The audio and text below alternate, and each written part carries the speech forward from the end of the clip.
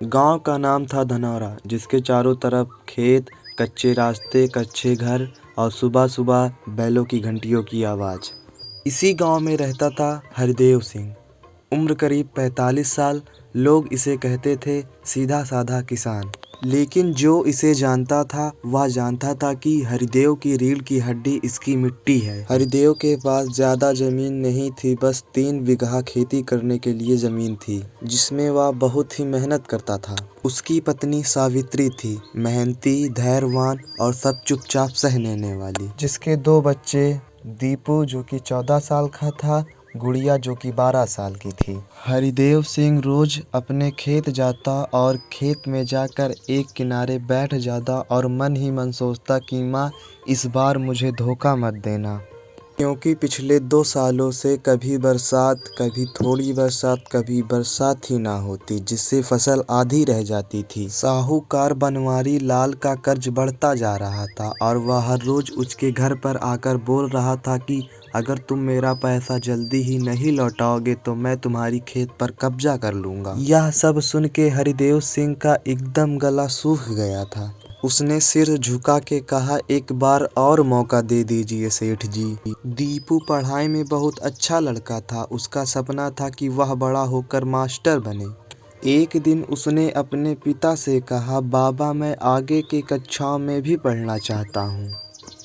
हरिदेव मुस्कुराने की कोशिश किया और बोला, जरूर पढ़ेगा बेटा, बस इस बार फसल कट जाने दे। गुड़िया रोज खेत में जाकर इधर उधर खेलती और अपने बाबा के पास आकर बोलती, बाबा मैं जब बड़ी हो जाऊंगी तो आपके साथ इसी खेत में काम करूंगी।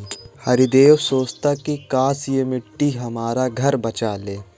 एक रात बहुत तेज से आंधी और बारिश होने लगी। जितनी भी फसल खड़ी थी सारी फसल गिर गई थी। हरिदेव लालटेन लेकर अपने खेत पहुंचा और देखा कि मेरा पैर तो पूरा इसी मिट्टी में धंसा जा रहा है। हरिदेव खेत के एक किनारे बैठकर रोने लगा और सोचने लगा कि मेरी सालों की मेहनत पल भर में खराब हो गई। मेरी जितनी भी फसल थी वह बारिश के कारण एकदम खेत में बिछी हुई पड़ी थी।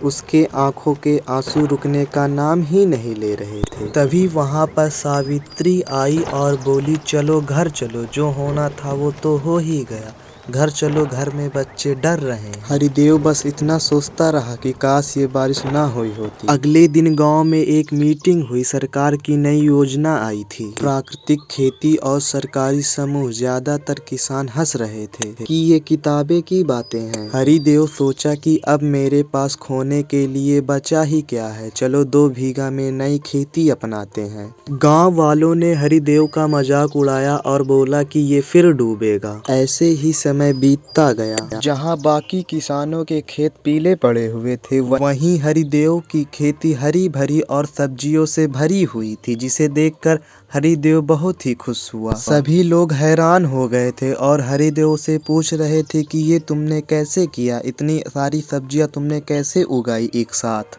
एक दिन सेठ बनवारी लाल भी उसकी खेती देखने आया, लेकिन उसने खेती देखकर उसे कुछ नहीं कहा और वह चुपचाप चला गया। हरिदेव ने फसल काटकर अपने घर में सारा अनाज भर लिया। उसने सबसे पहले सेठ बनवारी लाल जी का कर्जा उतारा और पैसे देकर बोला कि धन्यवाद सेठ जी, आपने मेरी इतनी मदद की। कुछ साल बाद कई किसान हरिदेव के पास आए और बोले कि भाई हमें भी सिखा दे कि खेती नई कैसे की जाती है। हरिदेव सिंह ने किसी को मना नहीं किया, क्योंकि वह जानता था कि खेती मिलजुल कर की जाती है। उसके बाद हरिदेव का परिवार खुशी से रहने लगा।